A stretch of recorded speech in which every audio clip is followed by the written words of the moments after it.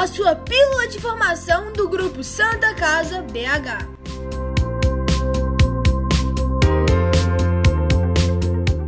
Olá, tudo bem com você? Seja muito bem-vindo, muito bem-vinda ao Dose de Saúde, a sua pílula de informação, saúde e bem-estar do Grupo Santa Casa BH. Você que está aí no carro ou em casa, trabalhando ou estudando, já ouviu as nossas edições do Dose de Saúde? Ainda não? Então temos um convite muito especial. Você pode procurar pelo Dose de Saúde nas principais plataformas digitais como YouTube e Spotify para ouvir os outros programas e se manter muito bem informado. Dose de Saúde, apresentação Marcos Coelho. Nesta edição do Dose de Saúde, vamos conversar sobre a importância da leitura para a saúde. Para conversarmos sobre esse assunto, convidamos o Dr. Rafael Matos Tavares, neurologista e preceptor do Ambulatório de Neurologia do Comportamento da Santa Casa BH. Tudo bem, Dr. Rafael? Tudo bem, muito obrigado pelo convite. Espero contribuir aí com a discussão. E é sempre bom trocar ideias nesse sentido, porque é um tema muito relevante, ainda mais atualmente, cada vez mais relevante. Então, estou à disposição aí. Se quiserem também me procurar no Instagram, só procurar lá, Rafael Matos. Rafael Matos com 2 T's, né, doutor? Isso. Dose de Saúde. Também conversa conosco a pedagoga e pediatra da Santa Casa BH, Ana Carolina Machado. Tudo jóia, Carol? Olá, Marcos. Obrigada aí pela oportunidade.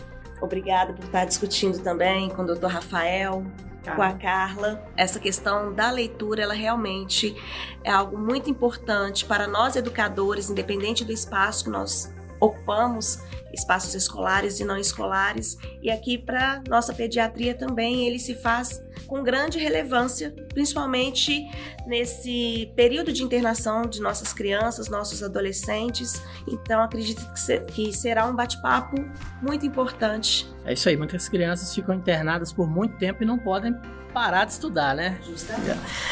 Completa o nosso time nessa edição a enfermeira e professora doutora Carla Rona da Silva, coordenadora do projeto de extensão Leitura é Saúde, da UFMG. Tudo bem, Carla? Prazer ter você conosco. Olá, Marcos. É um prazer estar aqui com vocês. Eu agradeço o convite, a oportunidade de estar aqui dialogando um pouco sobre leitura, sobre saúde da nossa população de uma forma geral. E é um prazer estar aqui junto com o Dr. Rafael, com a Carol, para a gente estar batendo esse bate-papo e levando mais informação para a nossa população.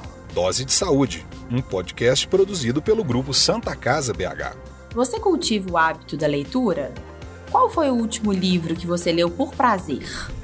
Quantos livros você lê por ano?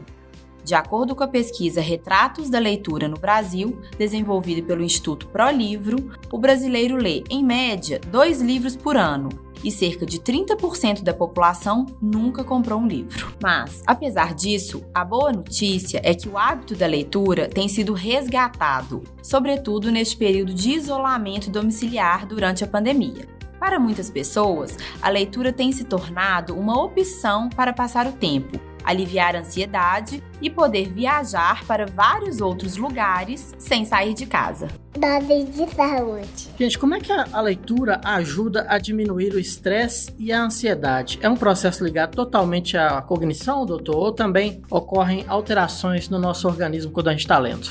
A leitura é um processo muito complexo do ponto de vista cerebral, né? Então realmente tem impacto no humor, no comportamento e principalmente a longo prazo, com o hábito da leitura mesmo, né? Não é apenas ler uma vez, é o aprendizado, a repetição. Isso desde a infância, né? Desde o início da vida mesmo. Que é a leitura envolve a interpretação do estímulo externo e a leitura tradicional, né, de frases complexas, interpretação de texto, aí envolve funções cognitivas superiores mesmo, que a criança vai desenvolvendo e que o idoso tem que manter, né? O idoso não necessariamente vai perdendo essa habilidade. Se ele mantém o hábito, como eu falei, ele vai desenvolvendo. E você citou ansiedade, né? As emoções, isso, a leitura também está estreitamente ligada às emoções de uma forma geral, porque a interpretação que o leitor faz do texto desperta algum tipo de emoção. Muitas vezes isso se relaciona ao prazer da leitura, né? Então é sempre bom a busca por livros, por textos que causem bons sentimentos. né? Mesmo que seja um texto de suspense ou algum texto triste, mas que se houver uma identificação do leitor com aquele texto, pode despertar bons sentimentos, né? A médio, curto e longo prazo, né? Isso não interfere. E é isso, só para finalizar essa parte, né? O que é cognição, então? Cognição envolve não só a emoção, mas a linguagem, a função executiva, a atenção, memória, é bem complexo, né?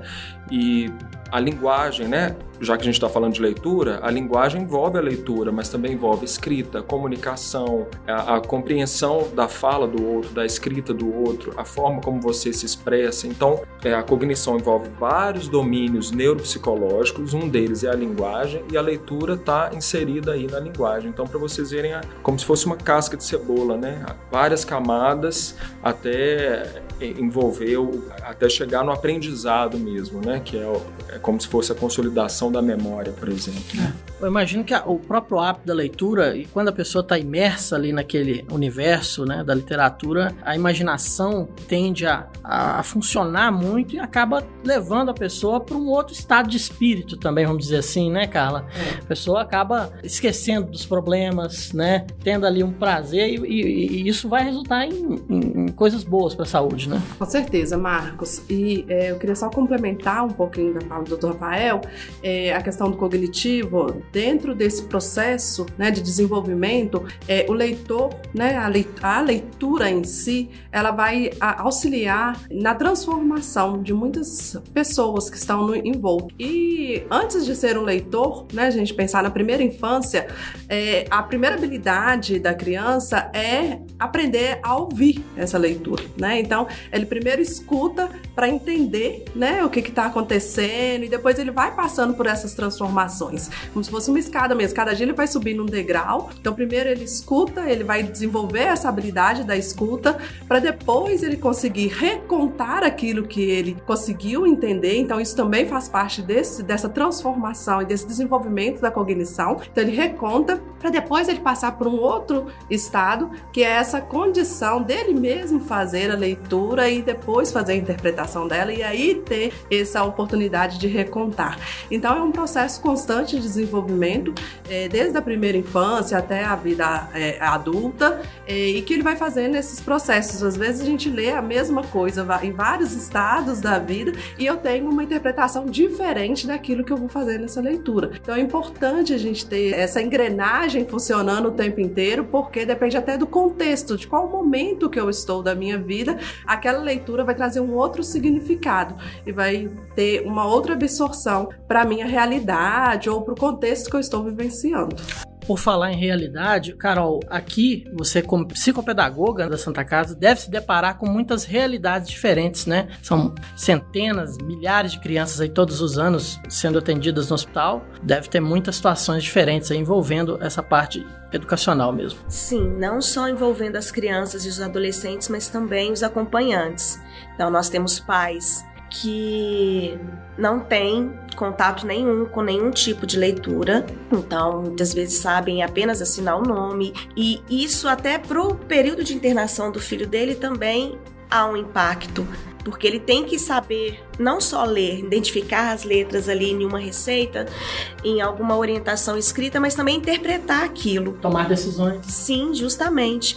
Então, essa questão aqui com a gente não envolve só as crianças, acaba envolvendo uma rede, né? Envolvendo os familiares. E como Carla falou, e Dr. Rafael também já tinha falado anteriormente, a questão da leitura, nós temos uma crença errônea de que a leitura ela começa no período escolar da criança, e não é. Confunde-se alfabetização e letramento. Nossas crianças hoje, elas já nascem em um mundo letrado, já chegam no seu quarto, tem a letra do nome dela, elas já conseguem identificar a galinha pintadinha, por exemplo, sem saber ler, sem decodificar a palavra galinha pintadinha. E isso também faz parte do mundo da leitura. Então aqui nós adaptamos as atividades de leitura para os nossos públicos. Então os bebês, eles têm um tipo de leitura que nós fazemos, as crianças que já sabem um pouco de leitura escrita, na verdade, elas têm um outro tipo de leitura. Os adolescentes que estão nesse mundo mais virtual, mesmo dentro de hospital, também nós trabalhamos uma leitura de uma forma diferente para que todos eles, dentro da sua realidade, tenham acesso a esse mundo. Eu queria enfatizar algo muito importante que a Carol falou, a gente vê isso na prática da assistência à saúde, que pais analfabetos, né, infelizmente tem um impacto, né, o analfabetismo tem um impacto muito negativo no desenvolvimento da criança, o analfabetismo dos pais, né? E a gente tem que lutar contra isso mesmo, né? Mesmo na assistência, a gente tem que buscar meios sociais, políticos de melhorar isso, porque é nitidamente diferente o desenvolvimento de uma criança com pais que não sabem ler e escrever, mesmo duas crianças na mesma escola, aquela que tem pais que sabem ler e escrever vai ter um desenvolvimento melhor do que aquela que não tem aquele meio, né, de leitura, de escrita em casa. Gostaria de complementar também a importância de que nesse ambiente, né, dos serviços de saúde, nós temos também um constante contato com a fragilização, né, dessa criança, desse paciente, dessa família, né? Então muitas vezes elas encontram apoio nessa aproximação com a leitura, porque a leitura vai ser um veículo de ligação entre o profissional de saúde, muitas vezes, e aquela pessoa que busca pelo atendimento de saúde. Então, a partir desse momento, eu posso ter a leitura como estratégico para aproximar, né, para ter um vínculo maior e ter também confiança, né, porque quando eu, enquanto acompanhante de um filho que estou num processo de internação, a fragilidade que eu estou naquele momento, né, as questões emocionais estão todas ali envolvidas e eu percebo que tem um profissional que lê para o meu filho, a minha interpretação frente àquele profissional é totalmente diferente, né, porque tem a questão toda afetiva envolvida ali naquela relação. Então a leitura, ela também tem esse poder de aproximar as pessoas e fazer dentro do ambiente dos serviços de saúde, fazer com que esse vínculo que é tão importante dentro do serviço de saúde seja ainda mais aprimorado e a gente tenha resultados melhor para o tratamento daquela população, né, que muitas vezes está ali nesse grande momento de fragilidade. Dose de saúde. Bom, aproveitando então a fala da professora Carla, eu vou contar uma novidade que acho que a Carol está sabendo disso. A Santa Casa acabou de lançar um projeto chamado Livraria Solidária, em que vai distribuir livros com uma certa periodicidade para os pacientes da instituição. São livros que estão sendo arrecadados pelo departamento de marketing da instituição via central de doações. Se você tem interesse em contribuir, você tem livros em casa que estão em bom estado, estão parados, não tem, você já leu, não tem mais serventia, teoricamente, né, na sua casa, você pode doar para a Santa Casa. É só entrar em contato com nossa central de doações 3274-7377, que seu livro com certeza vai ser muito importante na vida de uma pessoa, de um paciente aqui da Santa Casa. Já pensou um livro que você leu há muito tempo atrás e parar na mão de um paciente que está aqui sozinho, às vezes não está podendo ter acompanhante? A importância desse gesto na vida dessa pessoa que está precisando de uma companhia, o livro pode ser uma boa companhia, né? Acompanhe as notícias do Grupo Santa Casa BH e fique sempre bem informado. Acesse santacasabh.org.br. Pessoal, e de que outras maneiras a leitura pode contribuir para a nossa saúde? Bom, Marcos, eu costumo falar que a leitura ela é a atividade física do cérebro, né? A gente faz atividade física do corpo, vai lá, fica preocupado, né, com os movimentos, com as definições, as estruturas corporais, e muitas vezes a gente esquece de malhar o cérebro, vamos falar assim. Então a leitura, ela é essa grande estratégia, é a nossa atividade física cerebral constante, permanente, que não vai fazer suar tanto, que não vai trazer incômodo nenhum, né, doloroso, porque quando a gente começa a malhar, né, a gente costuma ter essas respostas dolorosas. A leitura não, ela só vai dar maior libertação, vai desenvolver prazer, né, melhorar o humor, aumentar a criatividade entre as pessoas. Então a leitura, ela é um exercício constante, né? E ela também tem essa capacidade de se tornar viciante, né? Então, quando a gente tem o prazer pela leitura, a gente encontra o tema adequado, porque cada um tem o seu tema adequado, cada um vai encontrar isso, não é fácil, né, da gente encontrar qual o estilo literário mais adequado para a minha realidade ou para o momento que eu estou vivenciando. Então, a partir do momento que eu encontro aquilo como um exercício para o corpo, né, que a gente vai encontrar uma melhor atividade física que eu vou fazer, então o melhor estilo de leitura vai ser a melhor forma de eu malhar o meu cérebro, né, e desenvolver com isso vários hormônios, vários disparos mesmo de descarga até mesmo adrenérgica e para melhorar o nosso humor, a nossa criatividade e fora a capacidade de aprendizado. Dr. Rafael, para os idosos, aqueles que têm um hábito de cultivar um hábito da leitura ao longo da vida, os impactos da leitura são muito importantes lá na terceira idade, quando a pessoa está sujeita a doenças aí normalmente comuns na terceira idade, Alzheimer, por exemplo, repertório, vocabulário, vai ajudar muito na qualidade de vida dessa pessoa, né? Exato, é fundamental, inclusive faz parte do tratamento mesmo. A gente incentiva a leitura e claro, né, se possível com regularidade e de forma que não cause estresse ao idoso, ao paciente mais idoso, mas isso é fundamental, porque existe uma coisa que chama reserva cognitiva, que é o que a pessoa vai construindo ao longo da vida, desde a primeira infância até a terceira idade. O hábito de leitura é um aspecto fundamental dessa construção da reserva cognitiva. Quanto maior a reserva cognitiva, menos sujeita a pessoa estará a doenças neurodegenerativas, como a doença de Alzheimer, por exemplo, como você citou. Então, só para citar um exemplo, né, tem alguns estudos que avaliam pacientes que aprendem 2 ou mais línguas se comparam com aquele paciente que só sabe falar uma língua. Ou, por exemplo, paciente que não sabe escrever, analfabeto. Aqueles que aprendem 2 ou mais línguas têm uma reserva cognitiva maior e são menos suscetíveis, sim, aos efeitos clínicos da doença de Alzheimer, né? Porque a gente sabe que a doença de Alzheimer é uma neuropatologia, né? O aspecto clínico dela é que pode ser uma síndrome demencial ou demência na doença de Alzheimer.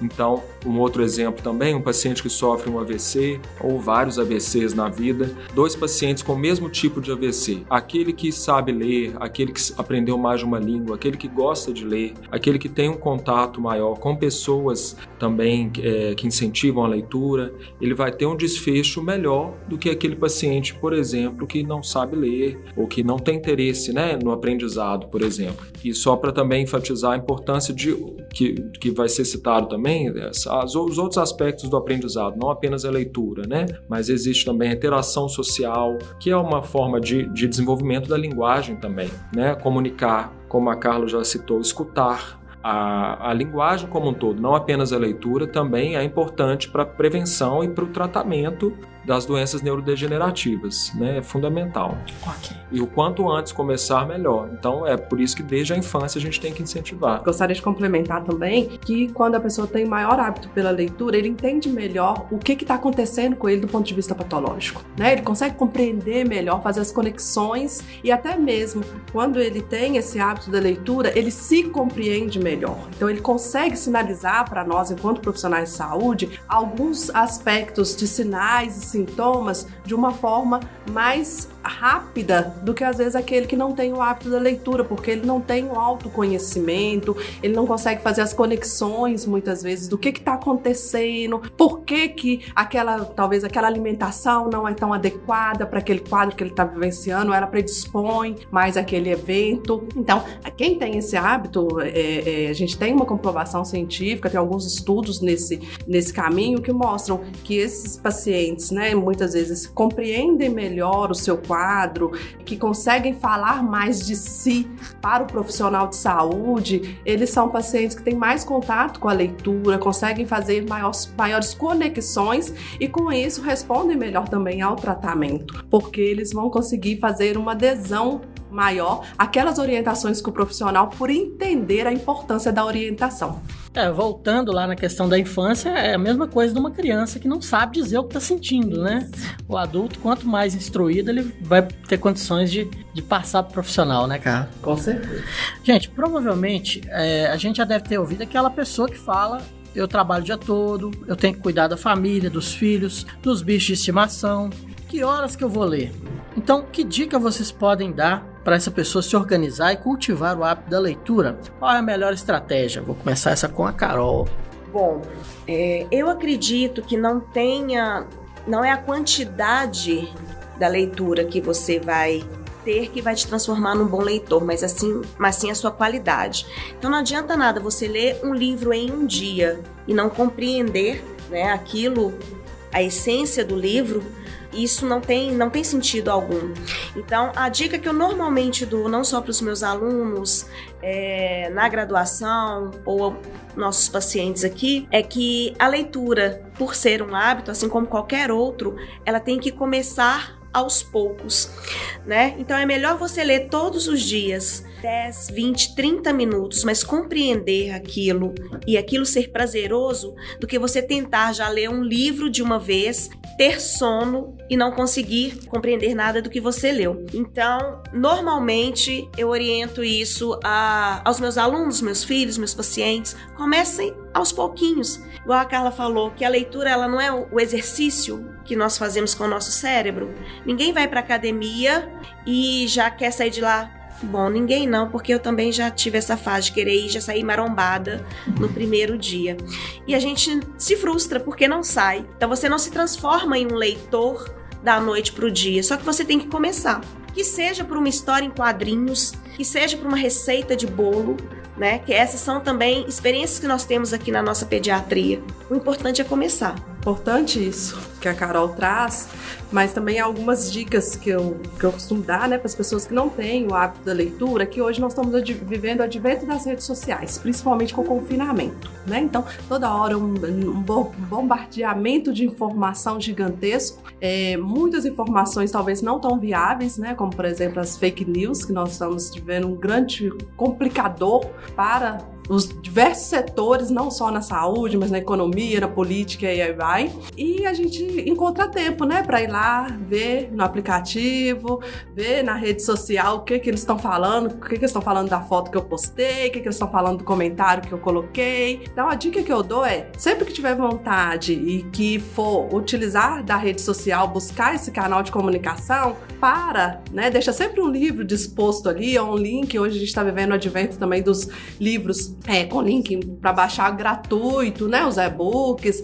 Então, sempre que tiver essa vontade de ir olhar a rede social, vai lá e dá uma lida num parágrafo de um livro, né, que aí de 1 vira 2, vira 3, porque se a gente for somar o tempo que nós estamos gastando com redes sociais durante o período de 12 horas, nem precisa ser de 24 horas, durante o período de 12 horas da nossa vida útil aí durante o dia, é assustador muitas vezes quando a gente para pensar isso. Né? Hoje nós estamos vivendo o trabalho remoto, então a gente precisa de utilizar sim, mas a gente tem que ter um policiamento de como que nós estamos utilizando essas redes sociais, esses outros canais digitais de comunicação. Então se eu paro um pouquinho, em vez de olha, agora eu não vou olhar a minha rede social, agora eu vou ler um parágrafo desse livro aqui que eu tô deixando do meu lado já, para mim ter, quando eu sentir vontade de ir lá no celular para olhar, eu vou ler um parágrafo. No final de uma semana, talvez eu já li um capítulo de um livro. E isso vai tornando-se um exercício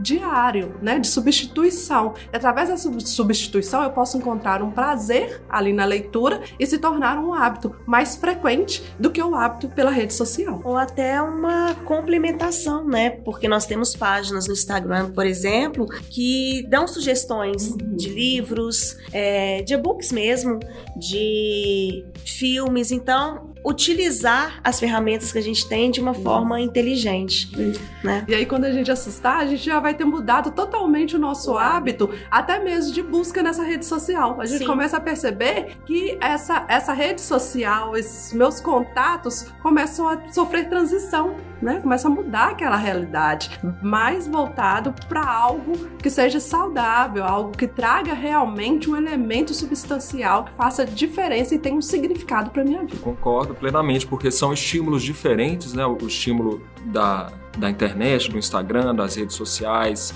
ou de páginas, né, websites, do estímulo da leitura, né, de um parágrafo, de um capítulo, de um livro. São estímulos cognitivos diferentes e complementares, né? Não dá pra gente ficar só nas redes sociais e hoje em dia também não dá pra ficar só nos livros. As pessoas se comunicam, né, através das redes sociais. E essa dica é fundamental porque realmente, a minha mãe sempre falava, né, tempo é a gente que faz. Então, tempo a gente tem, a gente só usa de formas diferentes, de acordo com as prioridades e, inclusive, de acordo com o tempo vai passando, a gente não pensa, não raciocina que a gente pode mudar o estímulo. A gente fica horas, talvez, no computador, sendo que poderia fazer algumas coisas sem esse estímulo da luz de tela, né? Que aí eu queria comentar que a leitura também é ótimo que seja feita, né? Da forma que for feita, mas idealmente em horários específicos não é bom ter a luz de tela, né? Então, se for ler antes de dormir, que não seja no computador, nem no celular, nem no tablet, e de preferência num papel, né? Mas isso a cada indivíduo tem que descobrir na sua rotina como inserir esses hábitos, né? Essas práticas de leitura para que se torne um hábito. Não pode ser uma coisa, um esforço, senão não vai se tornar um hábito, né? Como a Carol citou, a academia, musculação, tem que ser um horário que se encaixe perfeitamente na rotina da pessoa, senão depois de uma semana, um mês, ela vai desistir. A leitura é a mesma coisa. Siga o Grupo Santa Casa BH nas redes sociais, @SantaCasaBH. Bom, é muito comum as pessoas pensarem, ou já terem esse preconceito, eu não gosto de ler, mas quando na verdade simplesmente não encontraram um gênero ali com que se identifica, né, que gosta. O próprio doutor falou no começo aí, questão da pessoa sentir prazer em ler, né? É muito comum, né, gente? A gente tem que insistir um pouco, às vezes experimentar autores diferentes, experimentar assuntos diferentes, né, Carla? Isso. Uma outra dica que é importante a gente compartilhar aqui é justamente isso, a questão de encontrar o gênero literário adequado, né? E para a gente encontrar o gênero literário adequado, eu vou ter que experimentar, né? É igual encontrar o ponto da minha comida ali que eu vou fazer, né? Então, qual que é o ponto correto, qual que vai melhorar o meu paladar, né? Qual que vai ser mais adequado ao meu paladar. Então, o gênero literário é isso. Qual que é o mais adequado? Qual que me dá mais prazer?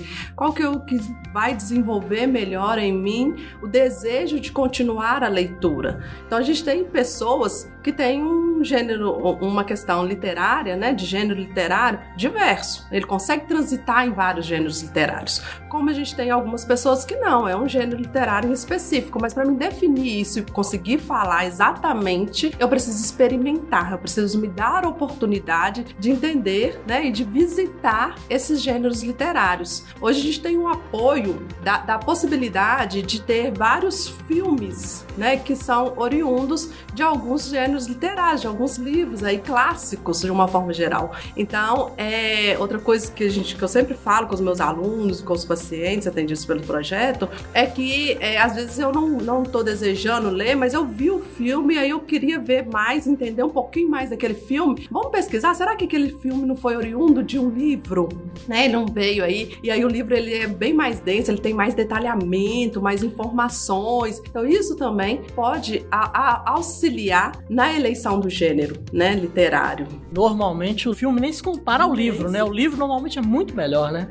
Geralmente é isso que acontece. E às vezes a pessoa não tem essa informação, né? Que aquele filme que ela gostou tanto. Olha, quais estilos de filme que você gosta? Ou o que você gosta de ver de documentário? Série, né? Tá muito em evidência aí a questão das séries. E aí ela pode fazer essa conexão daquele estilo que ela gosta de ver, né? Para a questão do estilo para o ler, né? Para também fazer essa transformação. Então, muitas vezes ela precisa de alguém para dizer sobre isso, para aí sim ela conseguir fazer essas conexões. Como depoimento pessoal aqui, puxando o que a Carla falou, e talvez sirva para alguém também, né?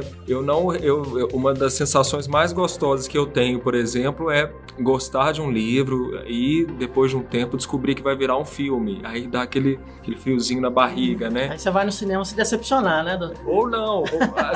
Exato. Geralmente me decepciona um pouco, mas só aquela ansiedade gostosa de eu quero ver o filme, eu gostei tanto do livro. É uma sensação muito gostosa e talvez alguém aí possa, né, quem não tem o hábito de leitura, possa servir como estímulo, né, para quem sabe, né, já sabe que aquele livro vai virar um filme, ou até já virou um filme, mas ainda não assistiu, então pega o livro para ler antes, que eu pelo menos sempre tenho uma sensação gostosa de essa expectativa, na verdade, né? Mesmo que o filme não fique lá tão bom, mas essa expectativa de ver, olha, é totalmente diferente do que eu imaginei, ou é muito legal ver a interpretação também dos atores, a visão que o diretor tem daquela história, né?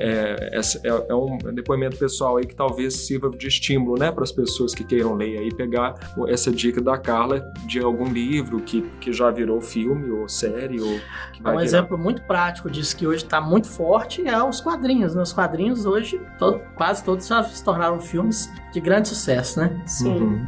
E com relação às crianças, gente, como incentivar o hábito da leitura? A gente já comentou aqui da importância dos pais introduzirem isso na vida das crianças, né?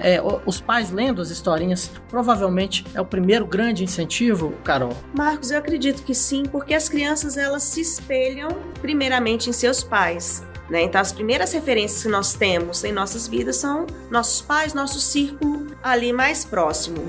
Um exemplo mesmo, na minha casa, quando eu era criança, meus pais, mesmo não tendo um grau de instrução elevado, eles sempre gostaram de ler. Então, meu pai tinha o estilo dele, que eram uns livrinhos de faroeste, e isso na minha casa nunca faltou, esses livrinhos de bolso. E a minha mãe já gostava de uma coisa assim, de Jorge Amado, ela comprava. Então, na minha casa sempre teve livro e estímulos, mesmo que visuais ou experiências assim afetivas não faltavam. E aqui na pediatria a gente vê muito isso. Às vezes os pais não têm esse hábito, mas quando nós começamos a levar isso para eles de uma forma diferente, igual nós fizemos há pouco tempo na pediatria, nós fizemos uma contação de história utilizando o livro O Monstro das Cores, para trabalhar a questão das emoções, né? E nós utilizamos o livro, fantoches, e depois eles reproduziram a história com dedoches. E foi uma atividade muito bacana, que os pais falaram assim, nossa, quanto tempo que eu não contava uma história para o meu filho? Olha que relação bacana. Então eu não preciso ter essa relação com ele só na frente de uma televisão ou mexendo em um celular. Eu posso ter outras formas de interação com meu filho utilizando um livro. Não precisa ser um livro denso. Aqui mesmo na pediatria nós disponibilizamos, não só para pediatria, mas para maternidade também, que é outra área da nossa gerência, nós sempre disponibilizamos livros. As mãezinhas daqui, elas falam que ficam muito tempo ociosas e que a leitura as fazem desligar um pouco desse mundo de hospital, de procedimentos e ir para outros mundos, né? Então a leitura ela nos proporciona isso. Com as crianças da mesma forma. Na oncologia, por exemplo, nós utilizamos a leitura de diversas formas para tentar acessar as crianças e também favorecer essa questão do tratamento, igual a Carla já tinha falado antes. Então tem pacientes que a gente consegue falar do tratamento oncológico através de revistinhas. Nós temos revistinhas que falam sobre isso. Tem meninos que gostam, por exemplo, de receitas. Então, até o tratamento dele, a gente fala assim, vamos pesquisar uma receita que vai contribuir melhor para o seu tratamento, para a sua recuperação. E com isso a gente vai trabalhando esses hábitos de leitura. Eu costumo falar, né, assim, complementando o que a Carol trouxe, que a criança ela é muito visual, né? Então ela precisa de ver para aí ela fazer uma interpretação daquilo que ela vê e aí ela vai eleger se ela vai perpetuar aquilo ou não. Porque às vezes a gente tem sim situações que mesmo que os pais leem muito e tal, às vezes a criança ela já tem, né, dentro da sua definição ali, ela vai evoluindo, às vezes na infância, na primeira infância ela vai adquirir, vai ter o contato com aquele livro e talvez na adolescência ela vai mudar radicalmente, porque na adolescência a gente ainda tem, além das questões hormonais, a gente tem a questão da influência do grupo, né? Então dependendo do grupo que ela se fizer parte ali, ela vai ter uma influência ali e pode mudar totalmente, né? A gente tem relatos de pais que falam assim, nossa, desconheço meu filho agora e tal, porque é o mundo, né, dela, é um outro contexto que ela está inserida ali e tem várias relações em relação a isso. Mas a criança, ela é visual. Então ela precisa de ver que existe o livro, ela precisa de perceber que aquele ambiente dela tem espaços para isso, ela precisa ser estimulada de uma certa forma. Então, no primeiro momento, é alguém que faz essa leitura para ela. Uma dica muito importante que a gente não pode deixar de passar aqui é que, ao ler para uma criança, a gente lê mostrando o livro para ela e não ler com aquela página virada para mim, eu leio virado para ela. Então a gente, enquanto cuidadores, né, porque hoje a gente tem a relação familiar hoje, ela tem vários contextos aí inseridos. Então, enquanto cuidador daquela criança, a gente tem que ter esse cuidado, né, da leitura. A gente até adquire o hábito de ler de cabeça para baixo quase, né, porque a gente lê com o livro virado para aquela criança. Ela precisa de ver a imagem, compreender, dar a chance para que ela faça a recontagem, né? Então ela recontar o que ela entendeu e não corrigir isso. A gente tem, às vezes, a pessoa fala assim, não, mas não foi isso que estava aqui nessa página e tal. Não, mas foi isso que ela absorveu, foi isso que ela entendeu, foi isso que marcou para ela, foi esse o significado. Então, dar a oportunidade, estimular que ela reconte do seu jeito, com o seu significado, que ela produza, porque isso ajuda na criatividade, né, daquela criança. Então, o estímulo da leitura da criança, inicialmente, ele é muito visual, né, para depois se tornar mais tátil e depois se tornar a questão mesmo do desenvolvimento, né? Aí a questão da alfabetização vai ajudar, né? Dos aspectos aí para ela mesma conseguir fazer aquela leitura. Mas inicialmente é visual mesmo, é estimular. Eu lembro muito na minha infância, a minha avó, ela sempre gostava de dar a gente de presente, era um corte de roupa, né? Então ela dava um tecido pra gente fazer a roupa. Mas sempre junto com o corte de roupa, ela vinha um livro. Seja ele de qualquer coisa. Então, e ela achava ruim, sabe? Ela ficava muito brava quando alguém dava a gente algum presente e não tinha um livro junto. E ela era analfabeta, né? Ela não tinha leitura, né? Como eles dizem. Mas ela sempre teve esse cuidado de sempre, junto com o corte de roupa, vinha um livro junto. Né, seja ele de qualquer gênero, de qualquer coisa, mas ela tinha sempre esse cuidado. E isso fez com que a gente, né, tivesse mais atração. A gente sabia que o presente da avó vinha um livro junto, então a gente ficava mais preocupada era com que livro que ia vir, porque o presente da avó vinha com esse livro. Então talvez isso também a gente possa, isso eu reproduzo hoje. Eu dou sim o brinquedo, né, porque o brinquedo também faz parte, a gente tem muitos brinquedos pedagógicos, né, a questão do lúdico, mas eu trago sempre um livrinho junto. Então isso vai passando de geração em geração e a criança ela vai tendo mais essa oportunidade e sendo um fenômeno prazeroso, porque o presente é um fenômeno prazeroso, né? E aí se você insere a leitura ali junto, então ele vai agregando isso para aquela criança. O hábito da leitura, ela citou a criatividade, né? O desenvolvimento como um todo também, e é importante também no aspecto da atenção, da memória, a concentração, né? Então também faz parte do tratamento do TDAH, né, o transtorno de déficit de atenção e hiperatividade, porque a criança que lê mais e cada vez um pouquinho mais da forma dela, isso faz parte do tratamento também, porque envolve esse domínio neuropsicológico, cognitivo, que é a atenção, a memória imediata, a função executiva, não só a linguagem, né? Esses domínios que eu citei aí, função executiva, memória imediata, atenção, comportamento, eles estão mais no lobo frontal do cérebro, né? Que na criança ainda está em desenvolvimento, né? E na criança tudo está em desenvolvimento, mas eu quero dizer assim, até a idade adulta o lobo frontal ainda está em desenvolvimento. O adolescente também não tem o lobo frontal totalmente formado, desenvolvido. Então é importante esse estímulo de uma forma contínua e repetitiva mesmo. Só para complementar o que a Carol e a Carla também já citaram, a questão da adesão ao tratamento envolve todas as faixas etárias, né? Então é importante que mesmo a criança que não sabe ler ainda, que está aprendendo ali de forma visual, que ela entenda o que está acontecendo da forma dela, claro, né? E isso tem um impacto muito importante no tratamento, esse insight, né? E o idoso também com síndrome demencial quando ele tem um insight, significa melhor adesão ao tratamento, né? A forma como o diagnóstico vai ser contado para o paciente, é uma discussão, principalmente com o cuidador, com o familiar, mas é uma decisão compartilhada, né?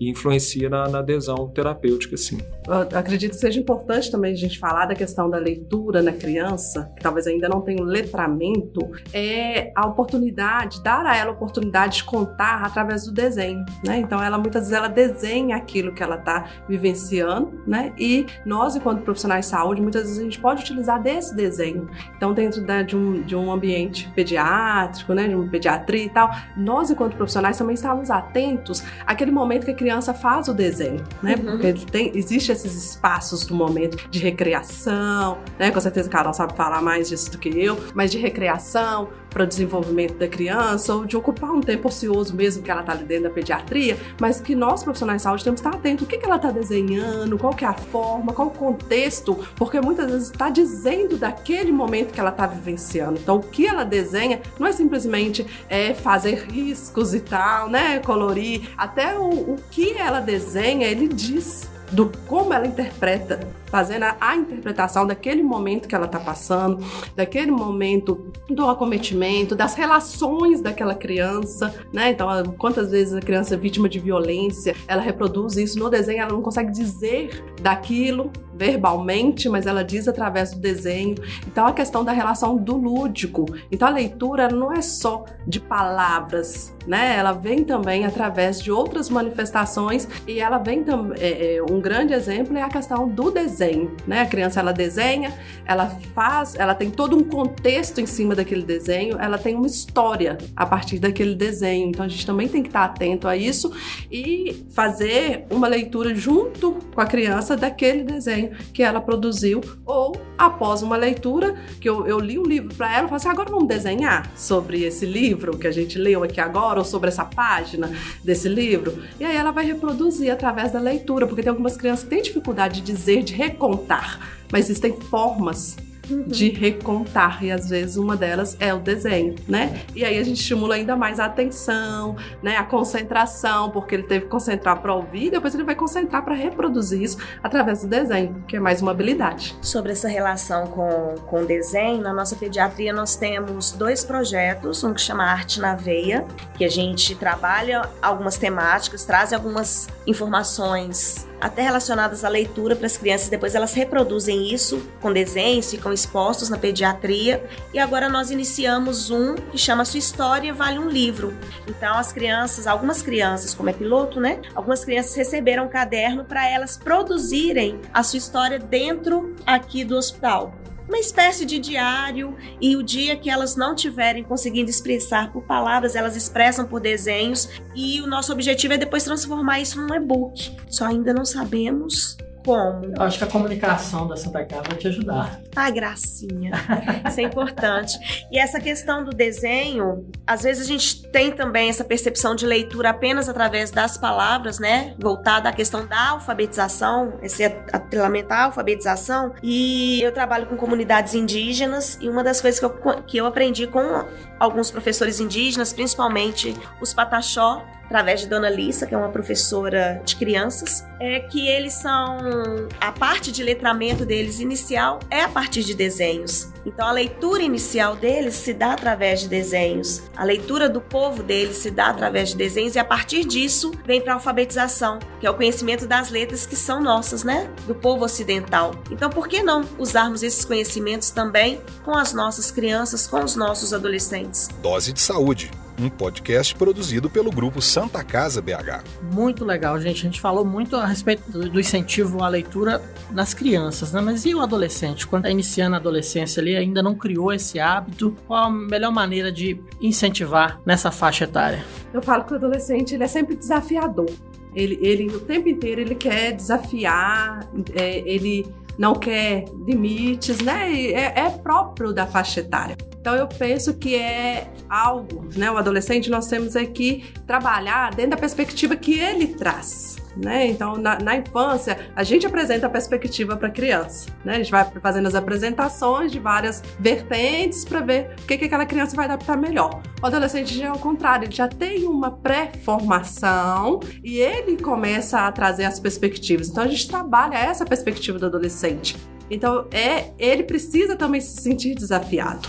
Então, o adolescente, muitas vezes a gente precisa de trabalhar mostrando para eles assim, olha, um desafio, né? Talvez estimulando o lado competitivo, mais saudável daquele adolescente. Então, dentro das escolas, a gente vê muito a questão da gincana, né? De desenvolver competições de leitura, de campeonatos mesmo. Olha, vamos escrever uma redação, a redação melhor, vai ser pontuada, vai ser premiada, vai ficar no quadro ali. Então, o adolescente, ele precisa de ser desafiado, ele gosta dos desafios. Para ele, faz parte, né? Aquele processo do desafio mesmo. E dentro dessa cadeia de ser desafiado, de se inserir ali no contexto competitivo, dentro de uma competição saudável para ele, que aproxime o grupo de adolescentes e que não afaste. A gente também tem que tomar muito esse cuidado, né, da questão do conflito, porque é uma faixa etária muito que traz essa questão do conflito, né? Então a gestão de conflitos dentro desse processo é importante, mas que a gente faça algo para motivar o grupo, né, para motivar eles terem maiores relações, porque é muito comum dentro de uma classe ter várias subdivisões, né? Ter vários grupos ali com os adolescentes, é muito comum.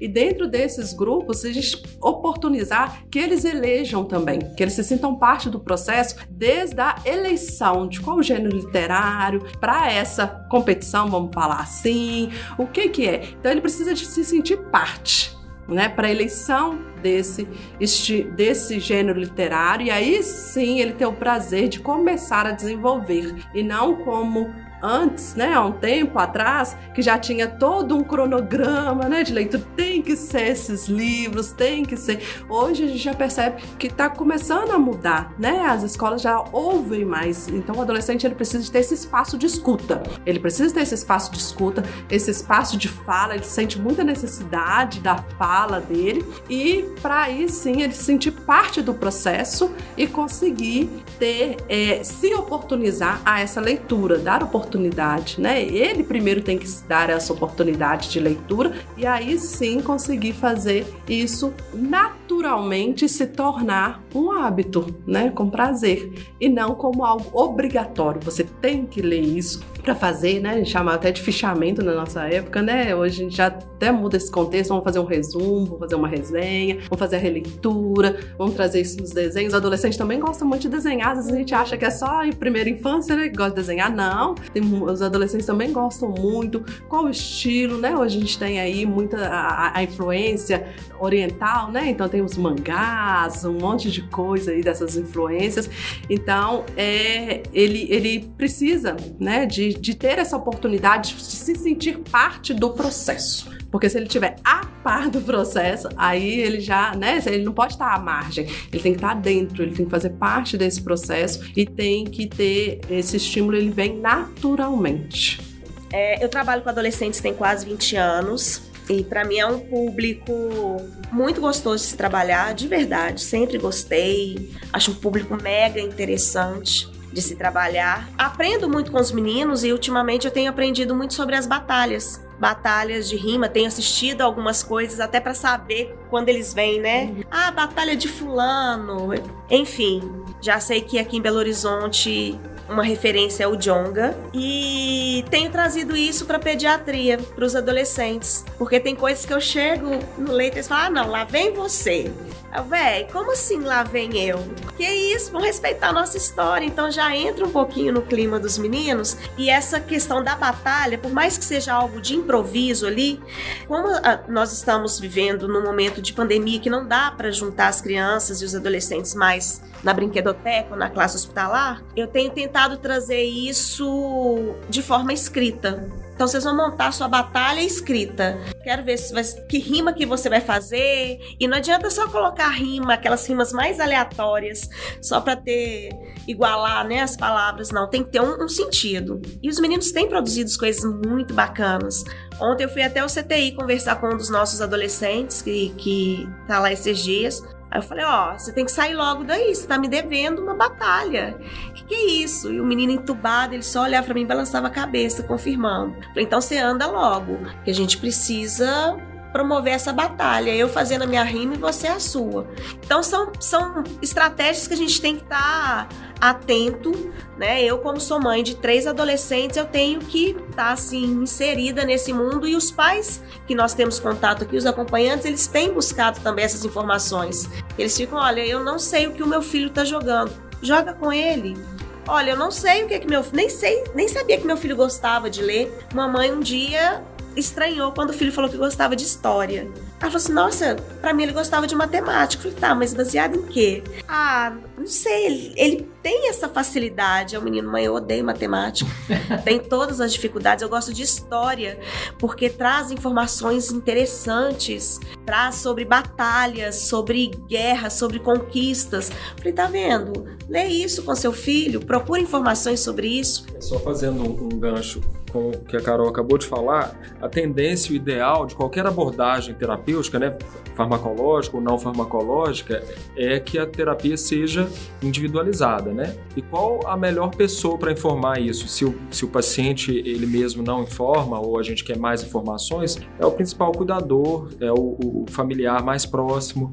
Então, para a gente saber isso, o ideal é conhecer mesmo o paciente, né? E essas informações a gente vai ter, a gente pode orientar essas conversas entre pais e filhos, para entrar no mundo do outro mesmo, assim, não existe mais, quer dizer, estou falando, a tendência é que não exista mais uma hierarquia em que não há conversa, não há diálogo entre os mais velhos e os mais novos. Não, isso tem que ser incentivado, esse conhecimento, entender a personalidade do adolescente, o momento pelo qual ele está passando, porque o adolescente, né, vive naquela montanha russa. Então, tem momentos em que ele vai estar a fim de ler livros e outros momentos não. O importante é respeitar isso, e só vai dar certo qualquer intervenção, né, pedagógica ou terapêutica se a gente souber o que aquele adolescente precisa, e mais ainda o que ele precisa e o que ele gosta, o que tem sentido para ele naquele momento. Talvez no mês seguinte não vai ter mais, mas não tem problema. É saudável mudar também, né? E existem muitas opções, né, de contato com a leitura, com a linguagem, com os temas, como a gente já tem citado aqui,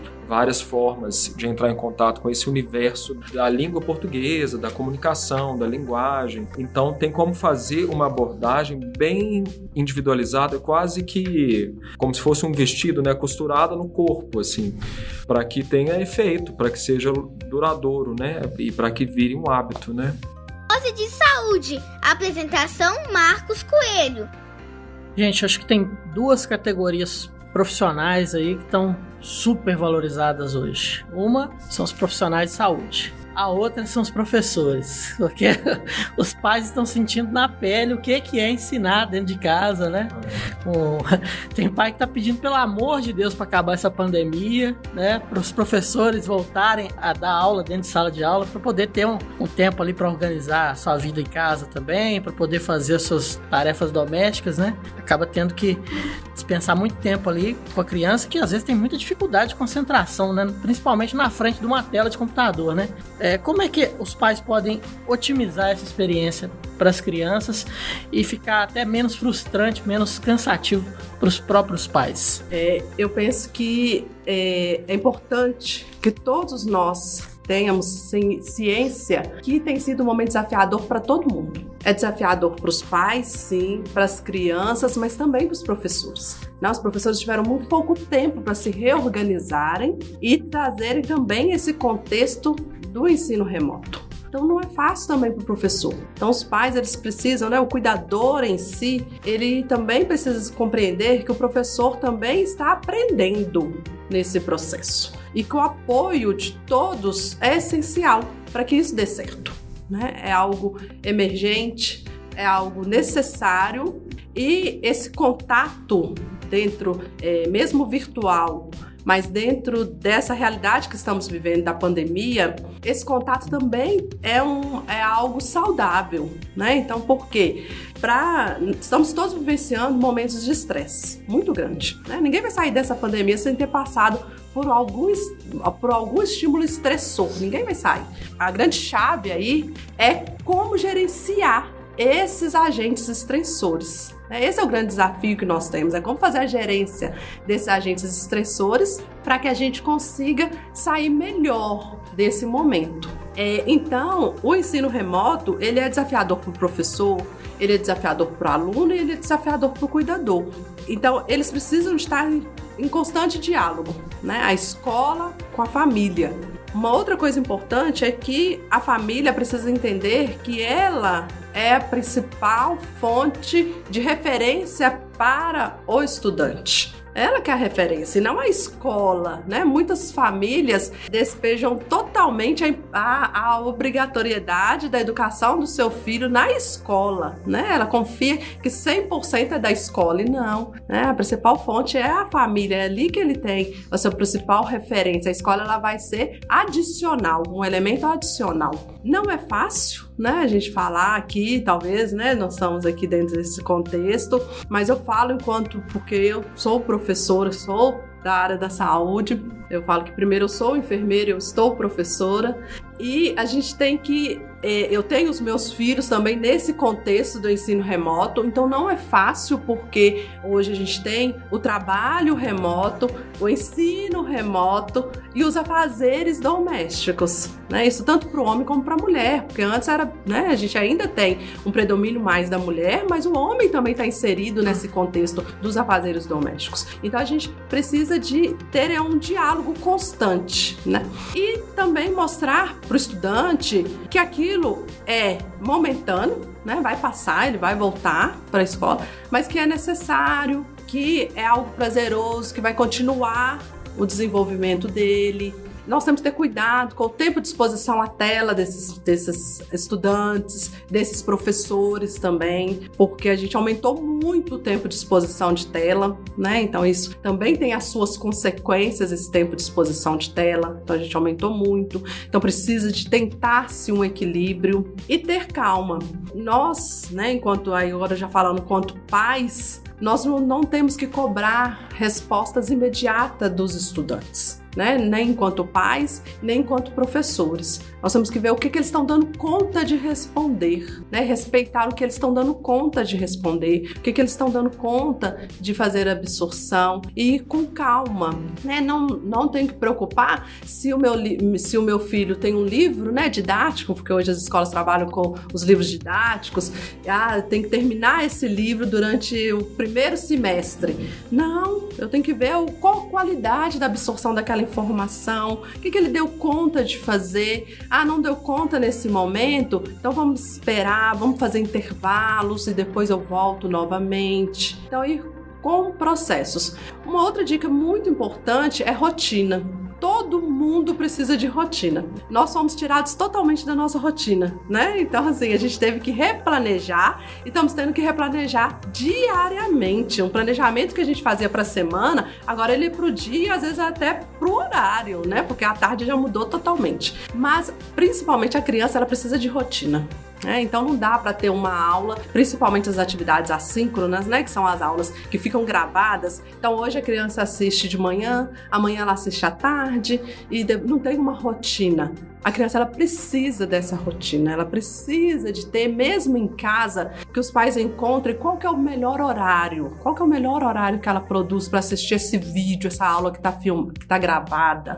A escola, as atividades síncronas, que são as atividades ao vivo, a escola ainda tende a fazer no mesmo horário. Mas as atividades para casa, né, as outras atividades de leitura, de ver um vídeo, os pais precisam de junto com o estudante, pactuar rotinas, para que aquilo se torne um hábito e até mesmo o corpo se prepare, porque nesse momento o corpo se prepara para aquele horário, é o horário de sentar, concentrar e tal. Então a rotina é muito importante, mas essa rotina ela vai sendo construída junto com o estudante, a família e o estudante construir essa rotina juntos, para aí sim a gente conseguir passar por esse momento, né, gerenciando melhor todos esses fatores estressores, mas a gente passar com qualidade e respeitando o momento de cada um, porque tem sido desafiador para todos nós. Carol. Bom, eu creio que esse é o momento de repensar mesmo a escola. Nós temos diversas realidades no Brasil, não só no Brasil, aqui em Minas mesmo, uma discussão que nós tivemos na Secretaria Estadual de Educação, quando estavam pensando sobre as aulas remotas e tudo, e eles pensaram fazer isso de uma forma mais acessível possível, tanto é que colocaram no Rede Minas, mas mesmo assim, isso ainda não é totalmente acessível, porque nós temos situações, região metropolitana de Belo Horizonte, a gente não precisa ir longe não, que tem crianças que não têm acesso à internet, que tem lugar que a Rede Minas não é acessível, que os pais não estão ali com a criança o dia todo. Eu mesmo como mãe, na minha casa os meus filhos, eles estão com a minha filha mais velha de 18 anos, que está fazendo faculdade remota, tendo crises de ansiedade, sim, horríveis por esse momento que nós estamos passando, e que eles é que estão construindo essa rotina. E assim, eu creio que é o momento de se repensar a escola. Mesmo à distância ou de forma remota, a gente ainda está focando muito na questão de conteúdo. Tem que aprender função, equação. Tá, mas sacrificando o quê? Será que não é o momento de nós investirmos, aproveitarmos o que a gente está vivendo para trabalhar competências socioemocionais, que hoje em dia estão tão escassas? Porque conteúdo, por mais que seja mesmo a função da escola passar, conteúdo depois você consegue revisar. Competências emocionais que estão tão escassas hoje, não. Questão da empatia, da resiliência, da criatividade. Por que não aproveitar esse momento para trabalharmos isso? Cada vez mais, a forma como a educação tem sido costurada, a gente vai ser direcionado a grandes áreas. Então, por que eu não foco nisso agora? Porque a minha preocupação como professora, como pedagoga e como mãe é, após essa pandemia, como vai estar a saúde mental das nossas crianças, nossos adolescentes e até nossos alunos. Igual eu falei, eu dou aula no ensino superior e eu liguei para os meus alunos para saber como que eles estavam.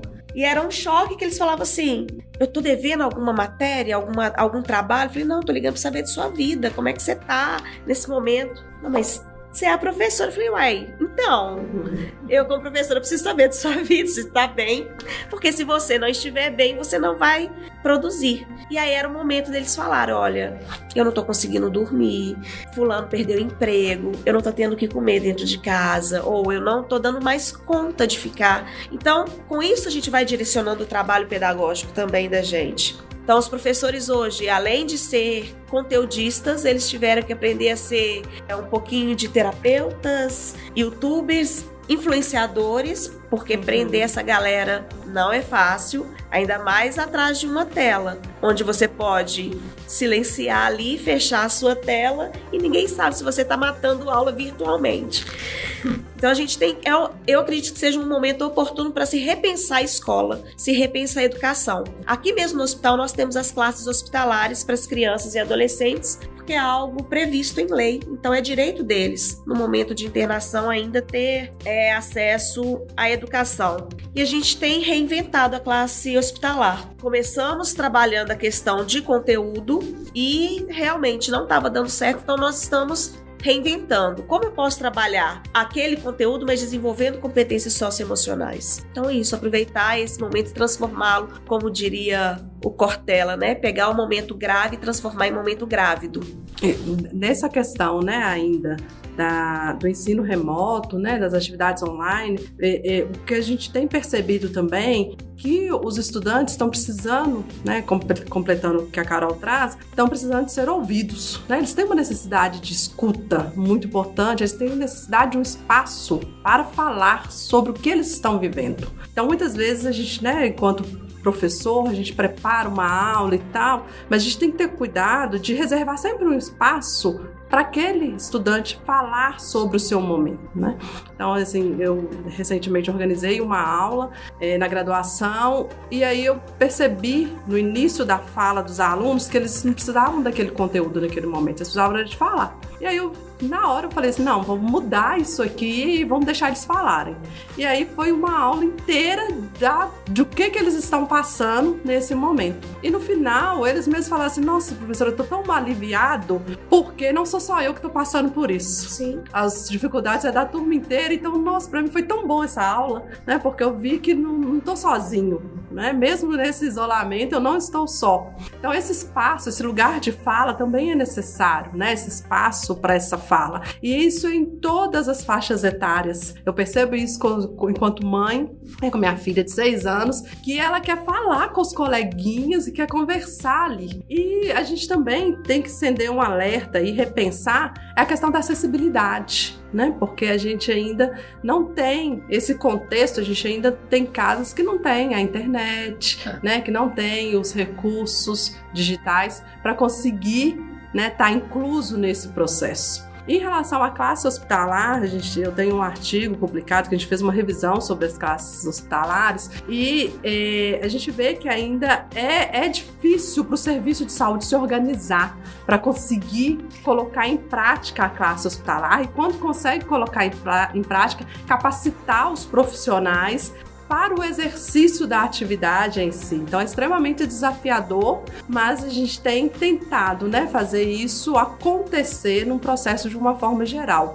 Aprender também com esses estudantes é muito importante, né? Eles dominam muito mais tecnologia do que nós professores. Então esse espaço de fala também é um espaço de aprendizado mútuo. Estamos todos aprendendo juntos. Dados de saúde. Pesquisadores da Universidade de Sussex, no Reino Unido, afirmam que a leitura diária, por apenas 6 minutos, ajuda a diminuir em até 70% os níveis de estresse no organismo.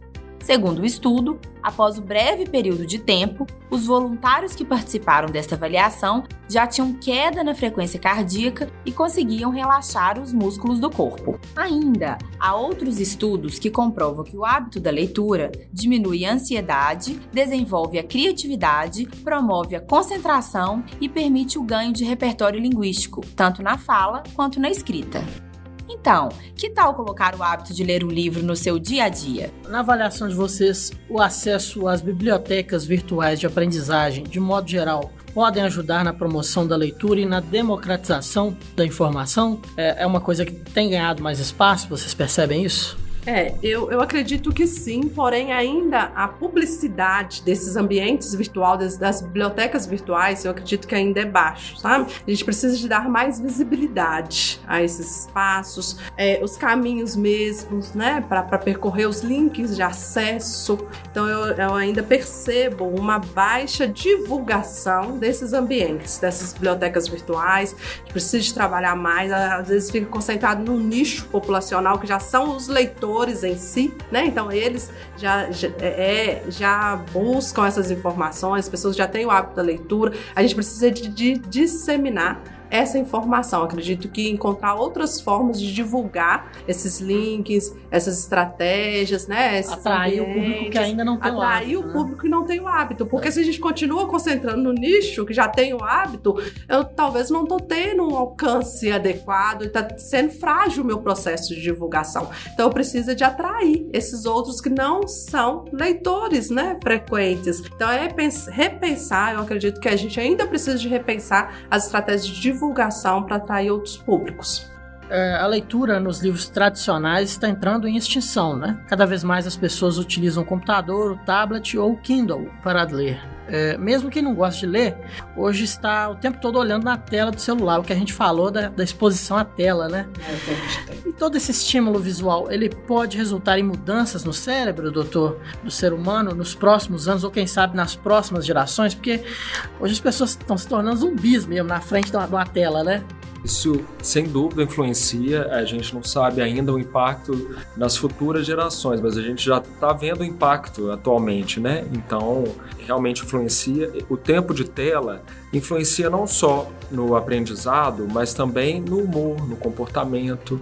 Então, é fundamental exercer, os pais, por exemplo, exercer a autoridade nesse momento da criança, estabelecer limites de forma gradual, talvez, não é cortar, não é agir com uma autoridade muito, né, de forma até às vezes agressiva, é entender aquele momento também pelo qual a criança está passando e de forma gradual fornecer alternativas, né? Tem que sempre haver uma alternativa e existem alternativas, né, para diminuir o tempo de tela. Eu quero sempre para os meus pacientes e no geral, a gente tem que pensar nesse período da quarentena, de isolamento social, como um período delimitado, assim, a gente não pode se basear tanto daqui para frente, nas futuras gerações, nesse período da quarentena. Vai servir de exemplo, de aprendizado, realmente é um desafio muito grande para todo mundo, mas as orientações são sempre pensando numa situação sem quarentena, né, daqui para frente, até para oferecer uma perspectiva mais otimista, porque o otimismo não custa nada, né? Mas, voltando ao que você perguntou, né, o cérebro ele precisa de rotina, e a rotina envolve, inclusive, a produção de hormônios, né? Existe o ritmo circadiano, que é o ritmo que a gente fala ao longo do dia. Então, por exemplo, a melatonina é um hormônio que é influenciado diretamente pela luz, né? Claro que inicialmente só a luz do sol, mas agora com a luz de tela, essa luz azul, a gente tem que limitar essa luz azul no período noturno mesmo, né? A gente sabe que existem algumas patologias, né? Atraso na fase de sono, algumas patologias assim que são pontuais, mas no geral as pessoas fazem mais atividades durante o dia mesmo e vão dormir à noite. Então isso faz parte da rotina, né? Nesse sentido, o aprendizado é influenciado, né, pela rotina, pelos níveis de melatonina, pelos níveis de cortisol, que também é outro hormônio que não pode estar em níveis elevados na hora de dormir, por exemplo, é o hormônio do estresse. E o hábito da leitura pode ter essa influência positiva, porque vai não só organizar a rotina, mas também a atenção, a concentração, aquele momento de aprendizado tem que ser um momento de maior atenção, ou seja, o hormônio do sono, né, tem que estar menos ativo, ele tem que estar mais alerta, e esse é o melhor momento para aprender, né? Doutor, o senhor mencionou a importância da leitura na hora de dormir usando a folha de papel, o livro, né? Isso, idealmente. Existe algum estudo já que comprove essa contramão entre a leitura com papel e a leitura na tela? Uma coisa está estimulando o cérebro e a outra está fazendo o cérebro se acalmar, podemos dizer assim?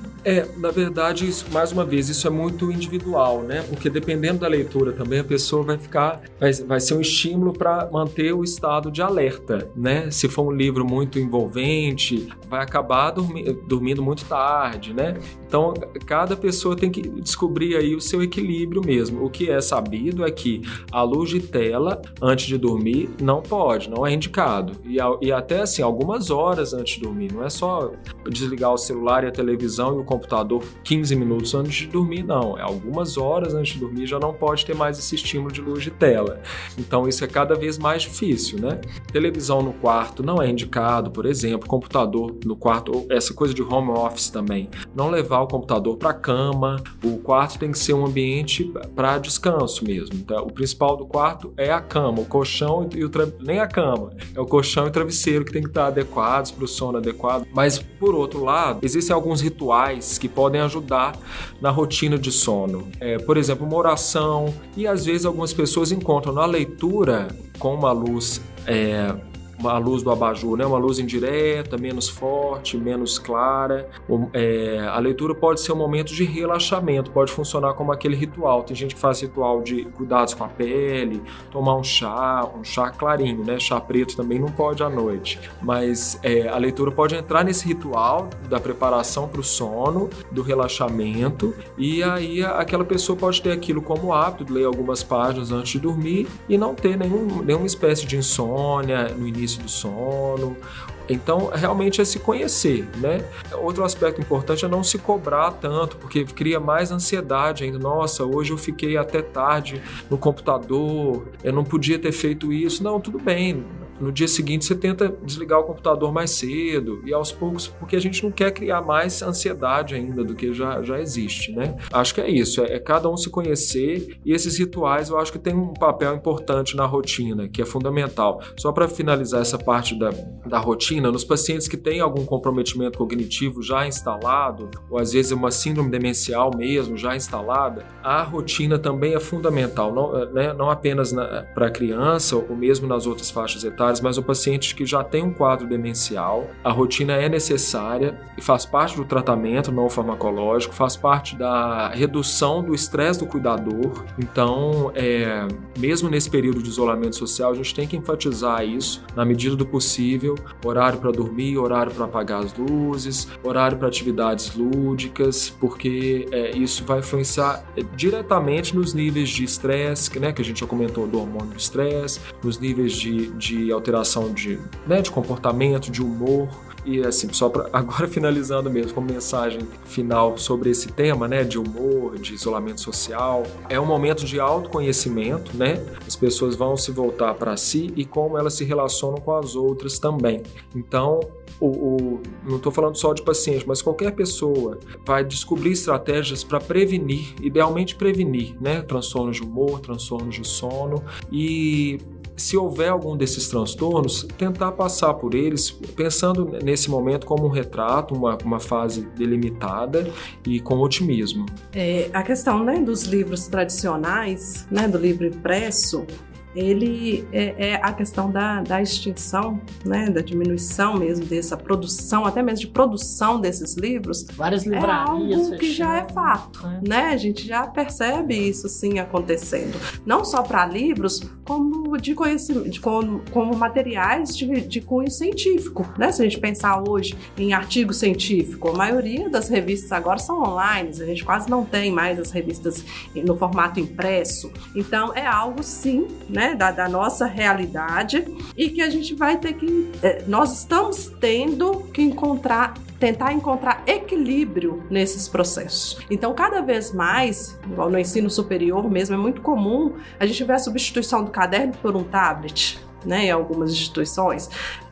Já tem aluno que não leva mais caderno para aula, para anotar, ele anota tudo ali no tablet.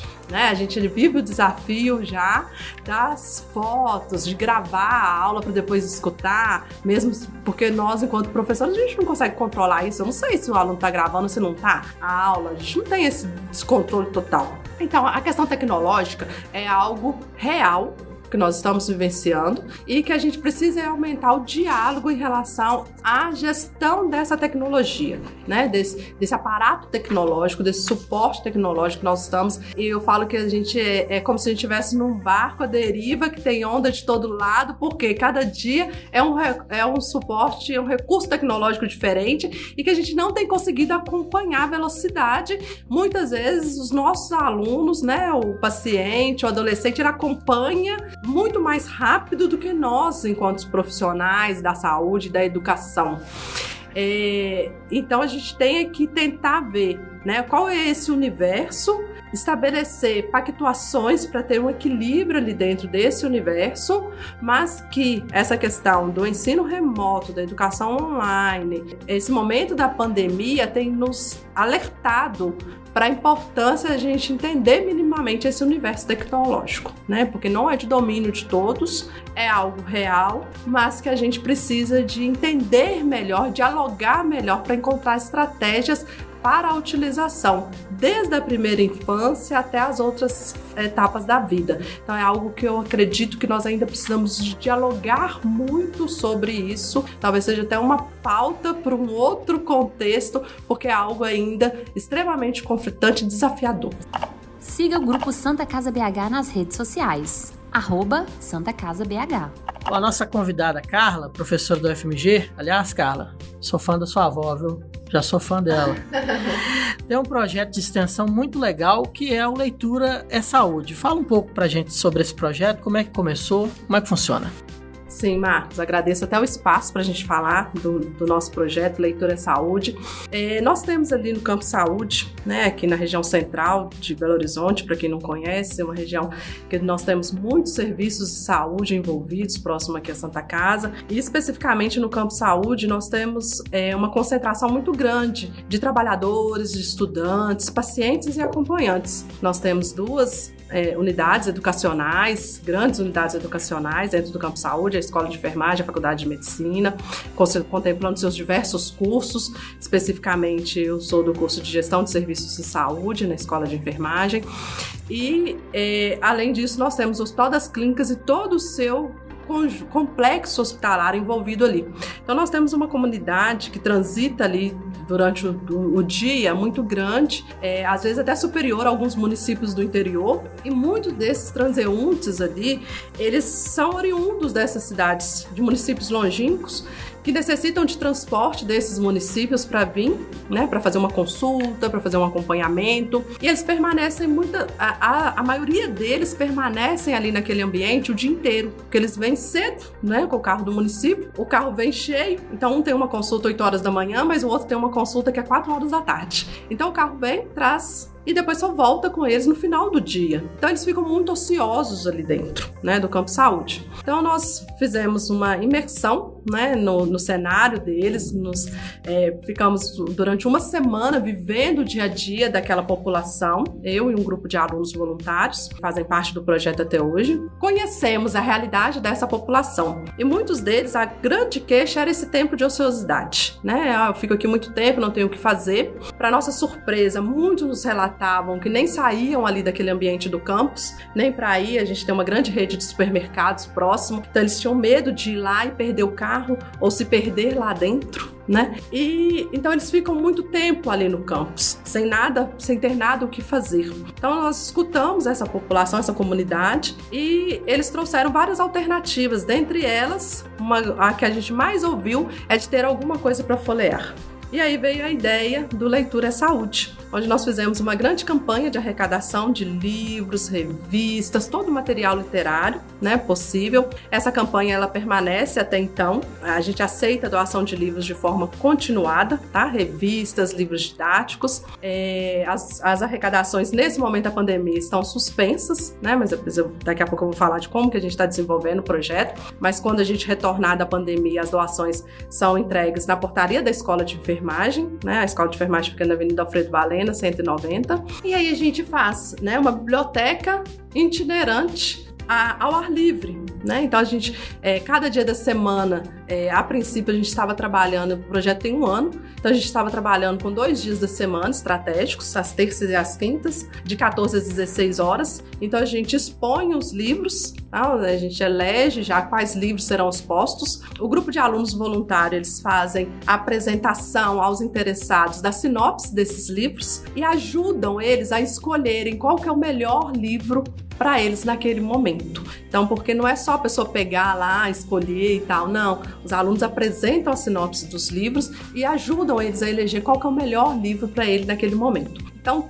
toda a população que transita pelo Campo Saúde, ela faz parte de um cadastro num banco de dados virtual. Ela pode levar o livro, ela vai ficar com o livro o tempo que ela achar necessário. Tá? Muitos falam assim, eu só volto na consulta daqui 6 meses, eu posso ficar com o livro? Pode ficar com o livro. Eu não volto mais, então o livro é um presente para você, você pode levar o livro para você. E tem feito uma movimentação diferente no campus, deixando esse momento de ociosidade para trás e contribuindo também para a integração entre eles, porque na hora que um tá lendo um livro, o outro tá ali também, acaba fazendo um movimento também diferente no campus, com a questão da exposição dos livros ao ar livre, né? Então tá tudo ali exposto, às vezes nos bancos, nas paredes de algum serviço de saúde, né, de algum ambulatório, então fica exposto mesmo. Então tem um movimento diferente.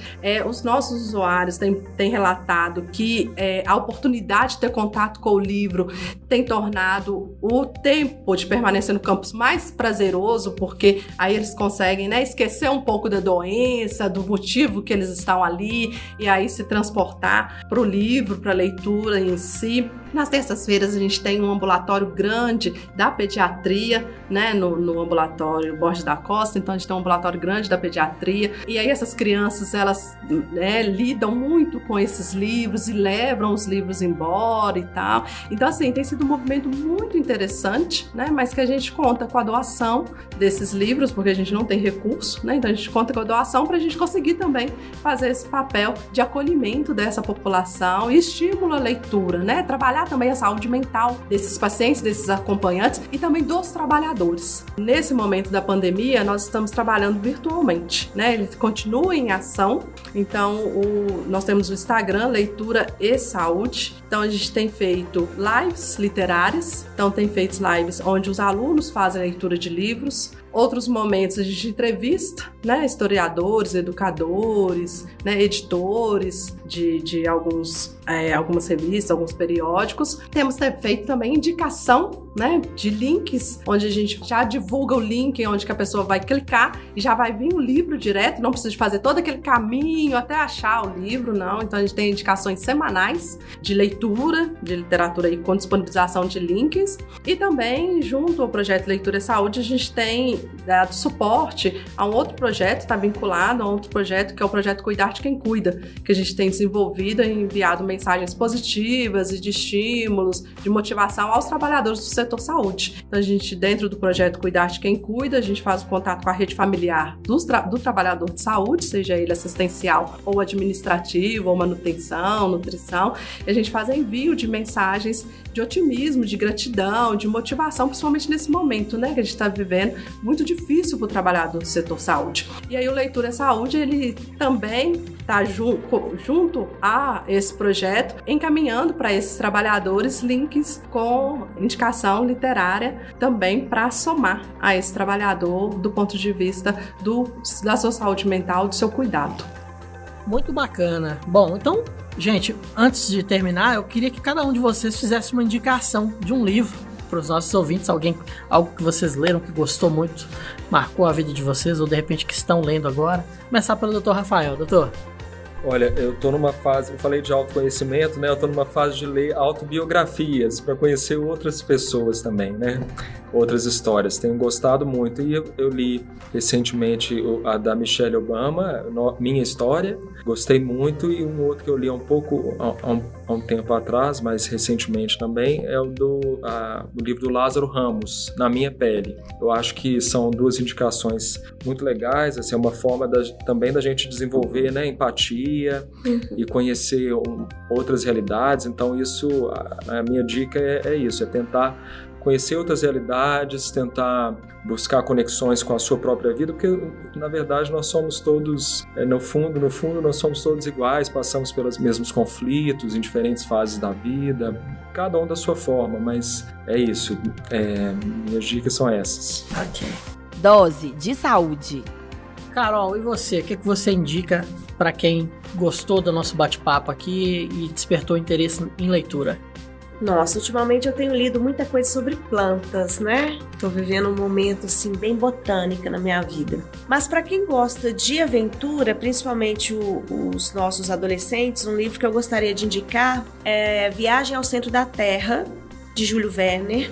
Na verdade, os livros deles são todos de aventura, de ficção científica, então quem gostar dessa pegada é um autor, assim, que eu indico. E para os pais que tiverem os pequenininhos, eu indico o livro O Monstro das Cores, que dá para trabalhar essa questão mesmo de todos os sentimentos, os potinhos dos sentimentos, e tem ele em PDF também. Então dá para trabalhar isso de forma lúdica. E o paciente que gosta de história, quem que é? Paciente já um brother? Como é que é? Já é vida louca comigo. Pois é, então eu gosto muito de história também, vou recomendar do Demetrio Magnoli, chama A História das Guerras, começa contando a história da Guerra do Peloponeso, acho que foi 5.000 a.C., uma coisa assim, e termina com a última guerra que relata é a Guerra do Golfo. Então são as 15 principais guerras que mudaram o destino da humanidade. Muito bacana, recomendo. E você, Carla, o que você recomenda? Bom, Marcos, esse momento que nós estamos vivendo, né, de muita solidão, né, de muito afastamento, desafiador para pais, professores, alunos, né? Então eu recomendo o livro do Augusto Cury, que eu acabei de ler, me ajudou muito e eu tenho certeza que vai ajudar muita gente, que é Pais Brilhantes, Professores Fascinantes.